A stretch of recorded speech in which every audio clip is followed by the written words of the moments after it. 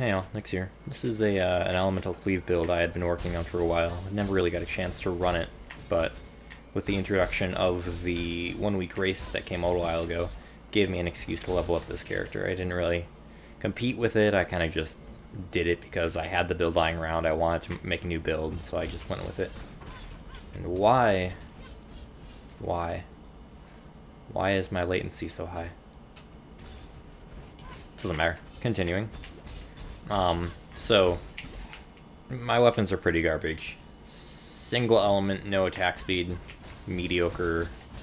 Single element, attack speed, both Corsair swords, and I can still deal with maps reasonably okay. It's not too terrible. And you can see my cleave almost has 2k damage. It's not awful. And I should probably finish up the demonstration portion pretty quickly here before this lag kills me. And Viper Strike, killing things. Yeah, so that's the basis of it. You can see I have 5 auras here. They're all pretty necessary. I would suggest running as many of them as you can into your mana and then blood magicking the rest, because they're pretty important. If you can resist cap yourself, you don't need purity. But that's really, really hard to do early on without a shield, because you don't get the resistance shield, and you have to get pretty decent resist rolls on your swords. So, purity until you don't need it anymore. Determination is a must, because we're running iron reflexes, as is grace for the very same reason. Determination is absolutely broken, and grace is pretty far up there in terms of how good it is with iron reflexes. And of course, most of our damage comes from anger and wrath. So, we're going to hop into Sarn Encampment here and do a quick rundown of how our gear looks. We're running... Where are we? We're running Cleave with Weapon Elemental, and then to supplement that, we're running faster attacks and Mana Leech. Later on, you can run Concentrated Effect to make Cleave deal even more damage, which is highly recommended if you get a 5-link.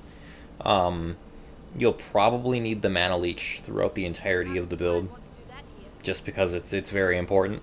In order to help with mana as well, I don't level Cleave past level 5, because I don't really need the increased physical damage, and level 6 is when the mana cost goes up to 8, so not leveling it past 5 keeps the mana cost down, which helps with mana a bit more.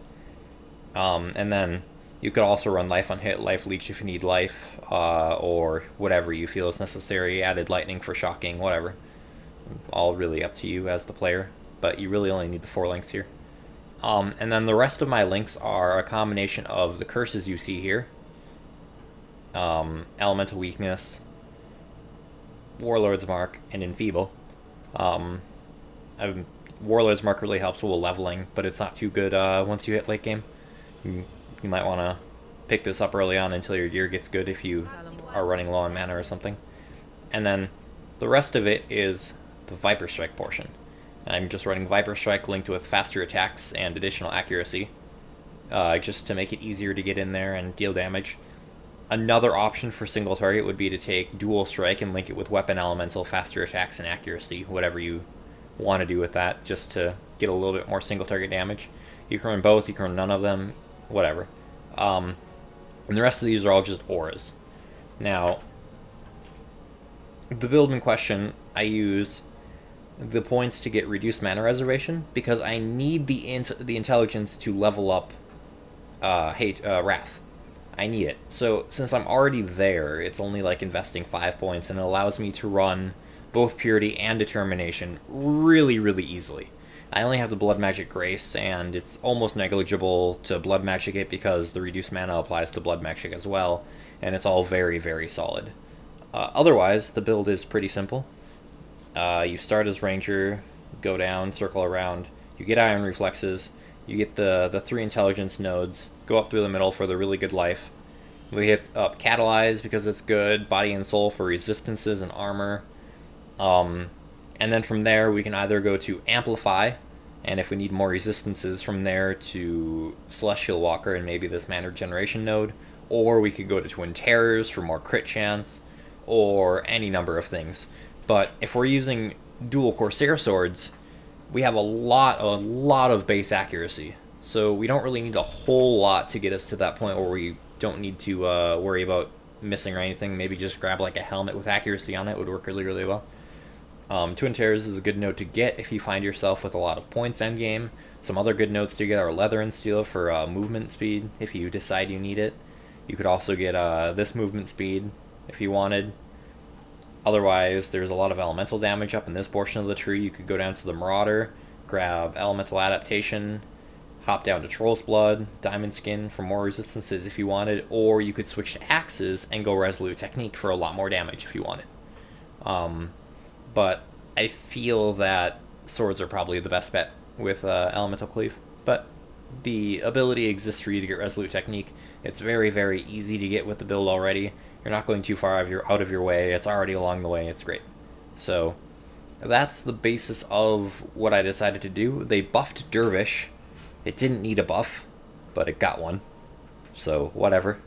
Dervish, essentially, if you grab Dervish and go through these two nodes, you get more block chance than most shields do while dual wielding. You have a 15% base, and this will bring it up to like 29%.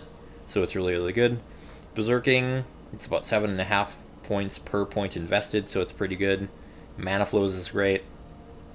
Everything else in the build is pretty self-explanatory. It's pretty simple, but it's also very, very strong. So that's what I've been doing with my time. The build's fun. Other than that, dual granites are nice. Flasks are what you typically expect from a build like this.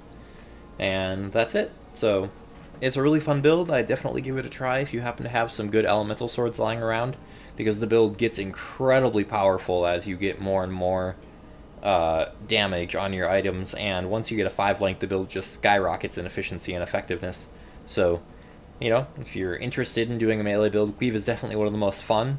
Just be prepared for a little bit more desync than you're used to. Cleave does have it's not so much that Cleave has a problem with desyncing, it's that it's easier to notice when Cleave desyncs, because you'll be seeing hit effects on mobs that won't seem like they should be getting hit. So that's how you'll notice that you're desyncing. You're not actually desyncing more by using Cleave, you're just seeing it more visibly. It may look like Cleave has a longer range, it may look like Cleave isn't hitting things, and it carries the same risks as all melee, but, you know, it's a fun build. You can run Elemental Weakness on it very effectively, Enfeeble on it very effectively, and anything you want. So there's a lot of versatility, a lot of fun things you can do with Cleave, and I mean, it just shows you that there are options in the game that are fun. So that's all I've got for you today, and thank you for watching, and I hope you saw something you might want to use someday. Thanks, and bye.